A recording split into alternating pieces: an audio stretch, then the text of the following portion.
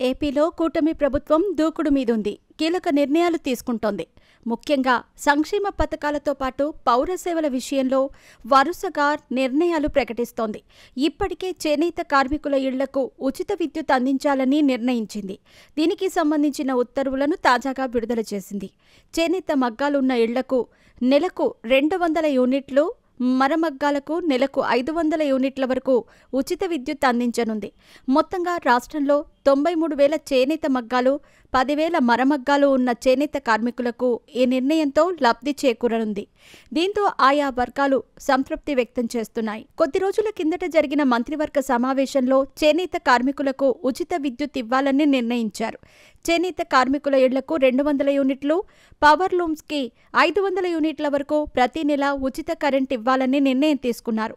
చేనేత రంగానికి ప్రోత్సాహం అందించాలనే ఉద్దేశంతో ఏపీ ప్రభుత్వం ఈ నిర్ణయం తీసుకుంది. ఎన్నికల సమయంలో ఇచ్చిన హామీ మేరకు ఉచిత విద్యుత్ అమలుకు నిర్ణయించింది. ఆ ప్రకారం చేనేత మగ్గాలకు 200 యూనిట్లు, మరమగ్గాలకు 500 యూనిట్లు ఉచితంగా విద్యుత్ అందించనున్నారు. దీనికి సంబంధించి ఉత్తర్వులు వెల్లడయ్యాయి. ప్రభుత్వం ఈ కీలక నిర్ణయం తీసుకోవటంలో జిల్లాల యంత్రాంగాలు కసరత్తు ప్రారంభించాయి. జిల్లాల వారీగా లబ్ధిదారులను గుర్తించే పనిలో అధికారులు ఉన్నారు. మరోవైపు ప్రభుత్వం తీసుకున్న నిర్ణయంపై చేనేతల నుంచి హర్షం వ్యక్తమవుతోంది.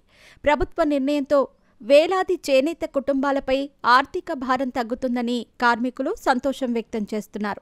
అయితే ఇప్పటికే ఎస్సీ, ఎస్టీలకు ఏపీ ప్రభుత్వం ఉచితంగా విద్యుత్ అందిస్తోంది. ఇప్పుడు ఆ జాబితాలోకే చేనేత కార్మికులు చేరటం విశేషం. మరోవైపు ఎస్సీ, ఎస్టీలకు ఉచిత విద్యుత్ బదులు సౌర విద్యుత్ అందించాలని ఏపీ ప్రభుత్వం నిర్ణయించిన సంగతి తెలిసిందే. పీఎం సూర్యఘర్ పథకం కింద సోలార్ విద్యుత్ అందించే ఏర్పాట్లు చేస్తోంది. ఇందుకు సంబంధించి దరఖాస్తుల ప్రక్రియ కూడా జరుగుతోంది. కేంద్ర ప్రభుత్వం ఈ విషయంలో ప్రత్యేక దృష్టితో ఉంది. మొత్తానికైతే ఏపీలో విద్యుత్ విషయంలో ఉదారంగా వ్యవహరిస్తోంది. ప్రత్యేక తరగతుల వారికి ఉచితంగా విద్యుత్ అందించి ఉదారంగా ఆదుకుంటోంది.